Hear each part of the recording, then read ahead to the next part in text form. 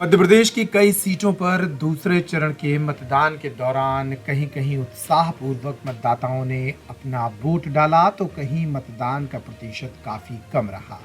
इन तमाम मुद्दों पर अब मध्य प्रदेश के मुख्यमंत्री डॉक्टर मोहन यादव का बयान सामने आया है।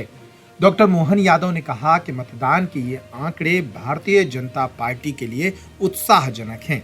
उन्होंने कहा कि शादी, विवाह और फसल कटाई के कारण कई परसेंटेज कम हुआ है, लेकिन इससे भाजपा को कोई नुकसान नहीं होगा। उन्होंने कहा कि मध्य प्रदेश की 12 सीटों पर रिकॉर्ड मतदान हुआ है, जो हमें जीत दिला रही हैं। उन्होंने कहा कि मध्य प्रदेश के नतीजे उत्साहजनक होंगे। इस दौरान डॉक्टर मोहन यादव ने कांग्रेस को भी घेरा। उन्होंने कहा कि सुप्रीम कोर्ट का राम मंदिर पर दिया गया निर्णय विपक्ष के मुंह पर तमाचा है।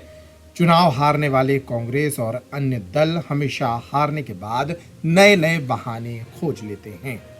मैं आज द्वितीय चरण के चुनाव में बढ़ चढ़ कर के भाग लिया। मैं और मेरे साथ हमारे अपनी पूरे संगठन ने पूरी ताकत लगा करके जनता के बीच जागरूकता फैलाने का काम किया, मतदाताओं को निकालने का काम किया। और मतदाताओं ने निकल कर के जिस ढंग से भाजपा के प्रति उत्साह दिखाई दिया, वो हमारे लिए ऊर्जा का बड़ा एक तरह से केंद्र रहा और हमारी ताकत रही। मैं सबको बधाई देना चाहूँगा।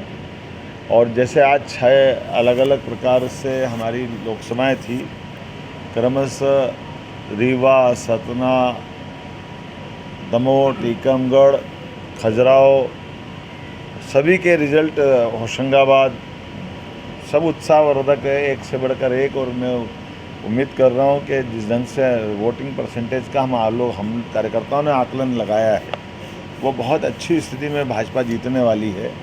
और एक तरह से ये 12 सीटें अभी तक हुई और 12 सीटों का रुझान जो भाजपा के पक्ष में गया है, ये हमारा उत्साह बढ़ाने वाला है और एक तरह से नए रिकॉर्ड बनाने वाला है। एक और घटना आज आप सबने देखा होगा कि सुप्रीम कोर्ट ने बड़ा निर्णय किया, ये ईवीएम के माध्यम से होने वाले निर्वाचन को लेकर के, और सर्वानुमति से फैसला दिया है। ये विपक्ष पे करारा तमाचा है। जिस ढंग से विपक्ष बात करता था, वो सारी चीज़ों के लिए हमने सबने देखा है कि जिस ढंग का दौर रहा है कि विपक्ष अपनी हार का ठिकरा कभी चुनाव आयोग पे डालता है, कभी किसी पे डालता है। ये दुनिया के सबसे बड़े लोकतंत्र का मजाक बनाने का तरीका था। मुझे इस बात का संतोष है कि हमने पहले दिन भी कहा था, आज भी कहा था कि न्यायपालिका और निर्वाचन आयोग भारत के ये इस प्रकार से जिनसे दुनिया सबक लेती है, दुनिया में इनको बहुत सम्मान की निगाह से देखा जाता है। लेकिन विपक्ष निराशा, हताशा में बार बार हमारे अपने ऐसे मजबूत स्तंभों पर प्रश्न खड़ा करता है। मुझे इस बात का संतोष है कि सुप्रीम कोर्ट समय समय पर ऐसे सभी मसलों में अपनी प्रभावी भूमिका अदा करते हुए दूध का दूध, पानी का पानी करते हैं। और ख़ासकर कांग्रेस को तो ज़्यादा सबक लेने की ज़रूरत है।